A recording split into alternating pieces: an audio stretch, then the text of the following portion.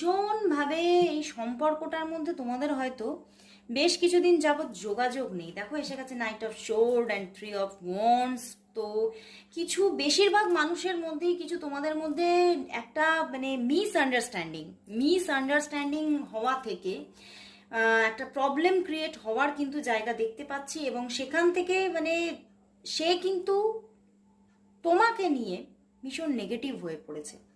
But সে কিন্তু তোমাকে কিন্তু সত্যি ভীষণ ভীষণ মানে তোমাকে মানে এতটাই ভালোবাসে, তোমার প্রতি তার একটা পিওর ভিতরের একদম অন্তর থেকে একদম এমন একটা লাভ আছে যে সেই লাভটাকে সে কিন্তু মানে যতই তোমার উপর রাগ করে থাকুক না কেন, সে কিন্তু সেই ভালোবাসাটা থেকে বিরত থাকতে পারছে না।